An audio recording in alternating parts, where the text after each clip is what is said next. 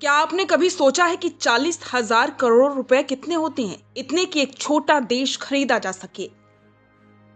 लेकिन पिछले 15 सालों से सिंधिया राजघराने के वारिस इसी दौलत के लिए अदालत की सीढ़ियां चढ़ रहे थे।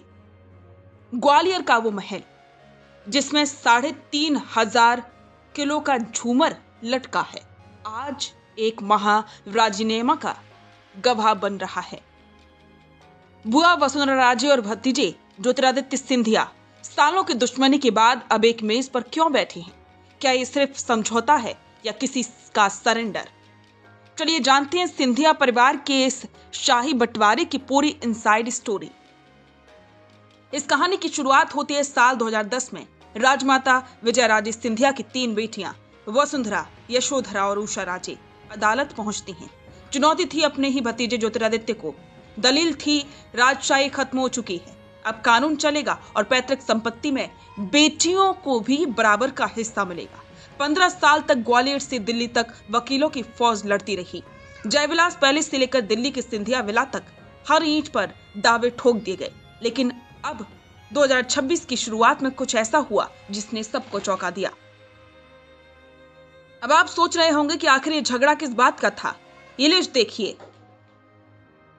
10,000 करोड़ का जयविलास पैलेस, शिवपुरी का जॉर्ज कैसल, उज्जैन का कालियादेव महल और पुणे का पद्म विलास पैलेस, यहां तक कि वाराणसी के घाट और गोवा के मंदिर भी इस शाही सूची में शामिल हैं।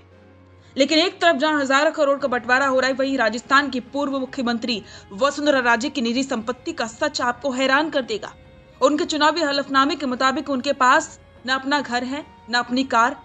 हाँ, उनके पास 15 किलो चांदी और 3 किलो सोना जरूर है, लेकिन शाही रसूख के सामने ये आंकड़े बेहद मामूली लगते हैं। यही कारण है कि इस राजीनामे को लेकर अब नई चर्चाएं शुरू हो गई हैं। तो क्या 10 फरवरी 2026 को ये 15 साल पुराना युद्ध खत्म हो जाएगा? हाईकोर्ट ने राजीनामे का वक्त बढ़ा दिया है। खबरों की माने तो वसुंधरा राजे परिवार में शांति चाहती हैं। राजनीति के मैदान में भले ही ये लोग अलग अलग ध्रुवों पर दिखे हों, लेकिन अब विरासत को बचाने के लिए साथ आ रहे हैं। इस राजीनामे के बाद ज्योतिरादित्य सिंधिया का कद और भी बढ़ सकता है, क्योंकि महल की चाबियां अब आपसी सहमति से बांटी जाएंगी। सिंधिया परिवार का ये बंटवारा क्या वाकई में आपसी प्यार की वजह से हो रहा है या इसके पीछे कोई गहरी राजनीतिक चाल है? आपको क्या लगता है? क्या बेटियों को महलों में बराबर का हिस्सा मिलना चाहिए? अपनी राय कमेंट में जरूर बताएं। अगर आपको ये वीडियो पसंद आया हो तो इसे शेयर करें और ऐसी ही शाही कहानियों के लिए हमारे चैनल को सब्सक्राइब जरूर करें।